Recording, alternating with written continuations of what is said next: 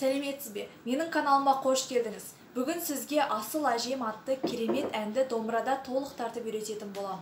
Ең алдымен әнді бір рет толық тартып көрсетемін. Жалпы құрылымына және айтылуына мұқият мән беріп тыңдап отырыңыз.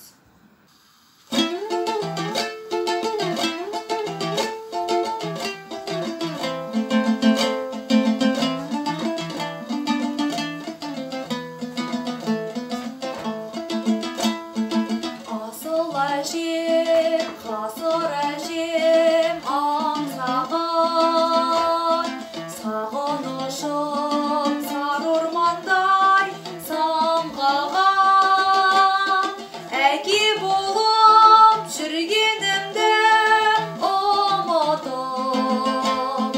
әлі күнге еркелеймін мен саған. Әке болып жүргенімді әлі күнге еркелеймін мен саған. Қолымдаймын асыр салған аңғарда, қозымдаймын ойнақтаған албарда, өзің барда қысылмаймын күлуге, жылауға да қысылмаймын сен барда. Өзің барда қысылмаймын күлуге, жылауға да қысылмаймын сен барда.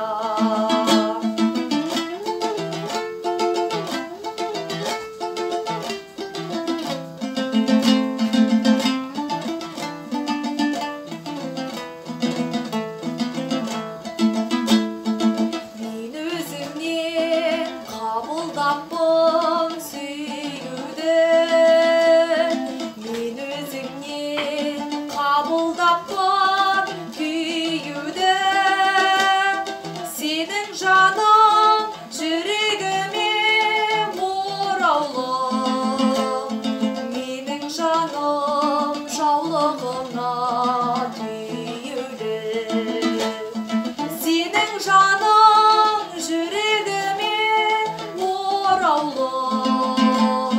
менің жаным жаулығына түйілді. Егер дәл осы керемет әнді сіз де домбырада толық тартып үйренуіңіз келсе, видеоны соңына дейін көріңіз. Алдын ала айта кетейін, менің каналымда домбыраны 0-ден бастап ең жоғарғы деңгейге дейін тартып үйреткен видео сабақтар бар.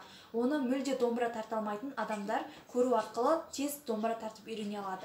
Және сол видео сабақтардың ішінде қиын, көп тез түсіне бермейтін, тез қағысты қағу, ортаны басу, екі саусақтап тарту және жалпы сандық нотаны, жазбаша нұсқаны түсіну сияқты қиын нәрселердің барлығын осы видео сабақтарды көру арқылы тез арада үйрене аласыз. Және дәл қазір мен сізге осы видеода айтатын қағысты да немесе сандық нотаны және де екі саусақтап, бір саусақтап қағуды да барлығын осы видео сабақтарды көру арқылы тез үйрене аласыз. Сондықтан міндетті түрде көріңіз.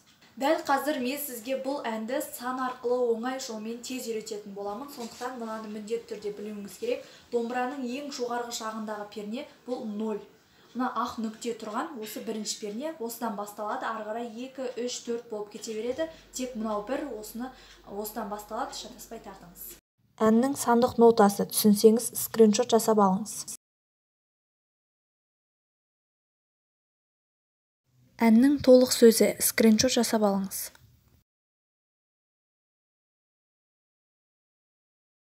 Сізге барлығы түсінікті болса, Асыл әжем әнін домбырада үйренуді бастайық. Жалпы бұл ән 3 куплеттен құралған, қайырмасы жоқ. Бұл әнді тартқанда қағысымыз 3 қағыс, біріншісі төмен, кейін жоғары, жоғары. Үнемі осы 3 қағысты қағып отырамыз. Төмен, жоғары, жоғары. Енді бірінші куплеттің бірінші қатарындағы сөздерді домбыраға саламыз. Асыл әжем, ғасыр әжем аңсаған. Мұқият қарап отырыңыз. Ең алдымен А деген буынды бір қағыс ашық ойнаймыз. А, Сыл деген буынды енді 6-шы пернені бірінші саусақпен ұстаймыз. Бас бармақ жоғары жағында тұрады.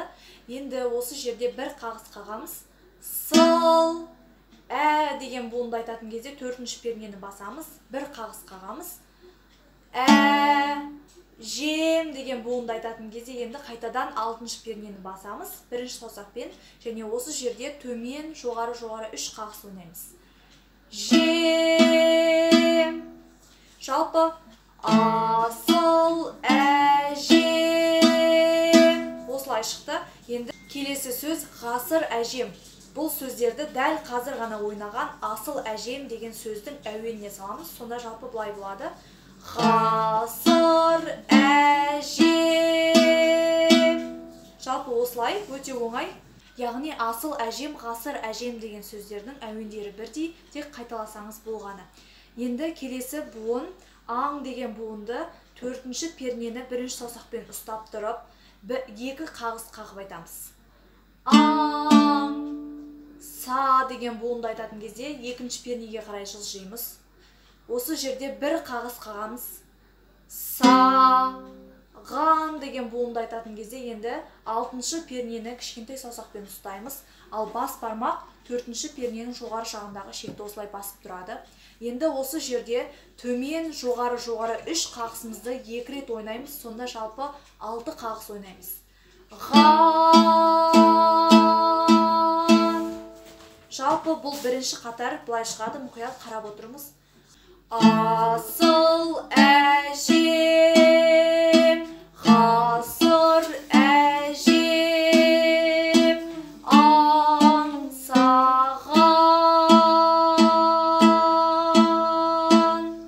Осылай сіздер үшін жай көрсеттім.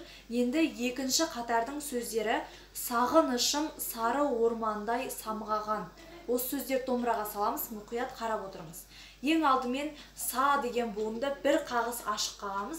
Са. Ғ деген буынды айтатын кезде 4-ші пернені бірінші саусақпен ұстаймыз. Және осы жерде бір қағыс қағамыз. Ғ. Н деген буынды айтатын кезде енді 2-ші пернеге бірінші саусақпен барамыз. Және осы жерде бір қағыс қағамыз. Н. Шым деген буынды айтатын кезде 4-ші пернені басамыз бірінші саусақпен. Және осы жерде төмен, жоғары 3 қағысымызды қағамыз. Шым. Сар деген буынды айтатын кезде осы жерде жылжымай 4-ші пернені ұстап тұрып бір қағыс қағып айтамыз. Сар. Ор деген буынды айтатын кезде енді 6-ші пернеге қарай жылжимыз, бірінші саусақпен барамыз. Және осы жерде бір қағыс қағамыз. Ор. Ман деген буынды айтатын кезде 7-ші пернені 2-ші саусақпен ұстаймыз, мінекей. Ал бас бармақ жоғары жағында тұр. Және осы жерде бір қағыс қағамыз. Ман. Дай деген буынды айтатын кезде енді 9-ші пернені кішкентай саусақпен ұстаймыз. Бас бармақ жаңағы орнынан жылжыған жоқ, 7-ші перненің жоғары жағындағы шекті басып тұр. Енді осы жерде төмен, жоғары 3 қағыс ойнаймыз. Дай. Сам деген буынды айтатын кезде 6-ші пернені басамыз бірінші саусақпен, ал бас бармақ орнынан жылжыған жоқ. Енді осы жерде 2 қағыс қағамыз. Сам. Ға деген буынды айтатын кезде енді 4-ші пернені бірінші саусақпен ұстаймыз. Және осы жерде бір қағыс қағамыз. Ға. Ған деген ең соңғы буынды айтатын кезде қайтадан 9-ші пернені кішкентай саусағымызбен ұстаймыз. Ал бас бармақ 7-ші перненің жоғары жағындағы шекті басып тұр. Енді осы жерде төмен, жоғары 3 қағысымызды 2 рет ойнаймыз. Сонда жалпы 6 қағыс қағамыз.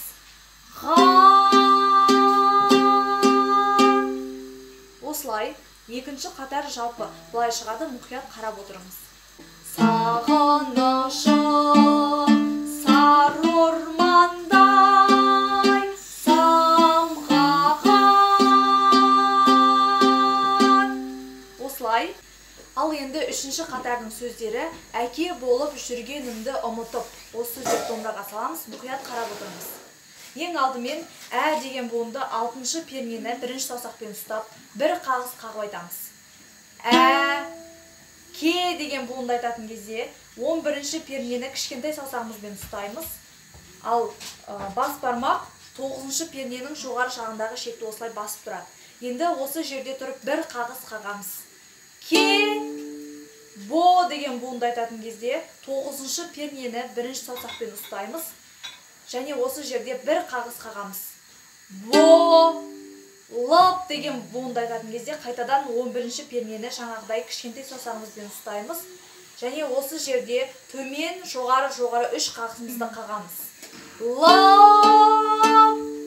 Келесі жүр деген буынды 6-шы пернені бірінші саусақпен ұстап, осы жерде бір қағыс қағып айтамыз. Жүр, ге деген буынды айтатын кезде енді қайтадан 11-ші пернені кішкентай саусақпен ұстаймыз. Ал бас бармақ жаңағыдай 9-шы перненің жоғары жағындағы шекті басып тұрады. Енді осы жерде бір қағыс қағамыз.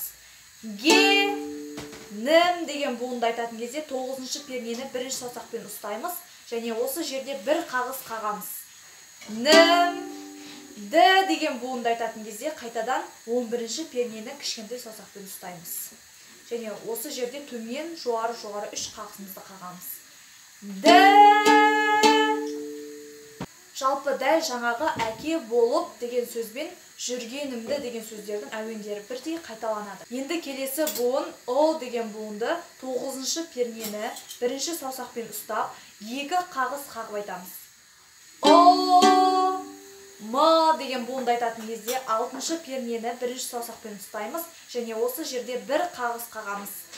Ма, тап деген буынды айтатын кезде енді ең соңғы буын 2-ші пернені бірінші саусақпен ұстап, осы жерде төмен, жоғары 3 қағысымызды 2 рет қағамыз.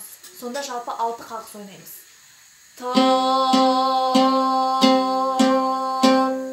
Жалпы 3-ші қатар былай шығады, мұқият қарап отырыңыз.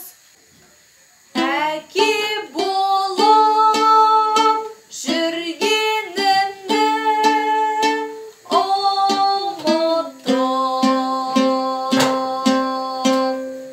осылай 3-ші қатар.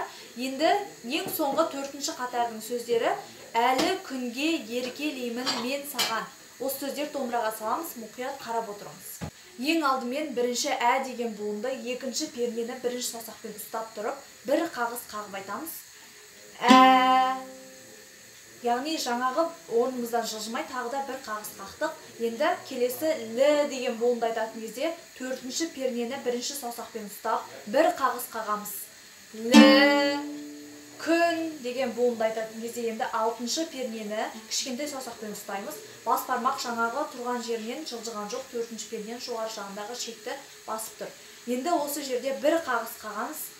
Күн, ге деген буынды айтатын кезде қайтадан 4-ші пернені бірінші саусақпен ұстап, осы жерде төмен, жоғары 3 қағысымызды қағамыз. Ге. Келесі ер деген буынды осы орнынан жылжымай бір қағыс қағып айтамыз. 4-ші пернені басып.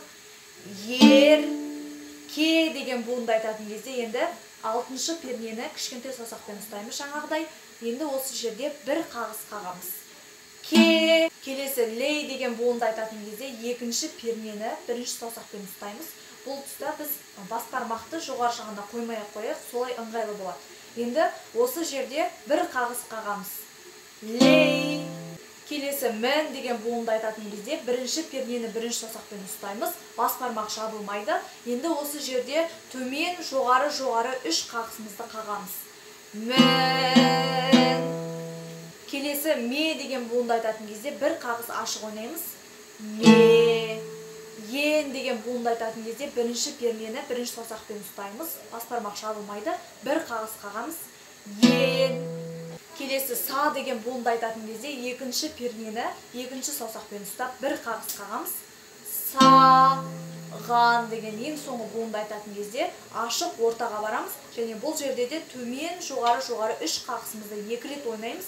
Сонда жалпы 6 қағыс ойнаймыз. Ған. Осылай орта. Енді жалпы бұл 4-ші қатар былай шығады. Мұқият қарап отырыңыз. Әлі күнге еркелеймін мен саған. Сіздер үшін жай көрсеттім. Жалпы 4-ші қатар осылай шығады. Жалпы әннің куплеті сізге түсінікті болу үшін бір рет толық тартып көрсетемін. Және әр куплетте жаңа видеоның басында толық тартып көрсеткен кезінде байқаған боларсыз, ең соңғы екі қатары тағы да қайталанып отырады. Соны да ұмытпай қағамын, мұқият қарап отырыңыз. Асыл әжем, ғасыр әжем, аңсаған, сағынышым сары ормандай самғаған, әке болып жүргенімді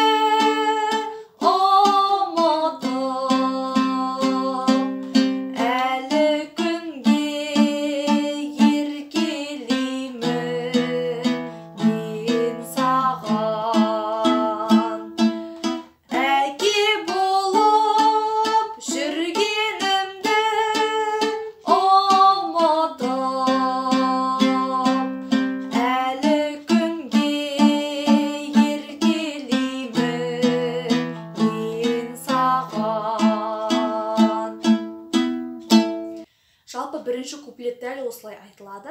Енді екінші куплеттің сөздерін дәл осы үйренген әуенге саламыз. Бірінші куплеттің әуені қайталанады. Үшінші куплетті де дәл солай сөздерін осы әуенге салсаңыз болғаны. Жалпы әр куплеттің ең соңғы екі қатарын қайталап отыруды ұмытпаңыз. Жаңа видеоның басында әнді толық тартып көрсеткен кезде байқаған боларсыз. Әннің басында проигрыш және ортасында проигрыш болады. Жалпы проигрыш деген бұл кез келген музыкада болатын, басында ойналатын жай ғана сөзсіз әуен. Ешқандай сөз айтылмайды, жай ғана әуен ойналады. Және ортасында ойналады. Сол бізде проигрыш деп аталады. Бұл әннің проигрышы ретінде сіз куплеттің ең соңғы екі қатарының әуенін орындайсыз. Мысалы, бірінші куплеттің әке болып жүргенімді ұмытып, әлі күнге еркелеймін мен саған деген сөздердің әуенін орындаймыз, сөзін айтпай бірінші.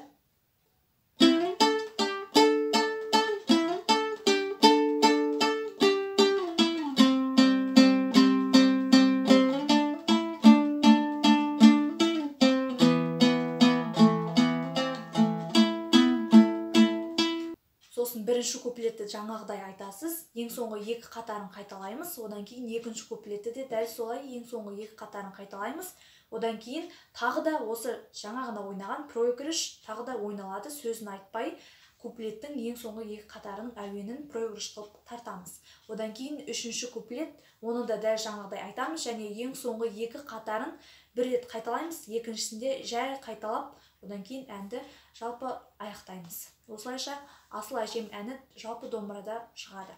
Оның құрылымына және тартылуына, қағысына мұқият мән беріңіз. Жаңа видеоның басында мен толық тартып көрсеткен кезде қайта-қайта тыңдап көріңіз. Асыл әжем әнін домбырада толық тартып үйрене алдыңыз деген үміттемін. Видеоны соңына дейін көргеніңіз үшін рахмет. Менің пайдалы каналыма тіркеліп, видеоға лайк басып, жақсы пікір қалдыруды ұмытпаңыз. Сау болыңыз.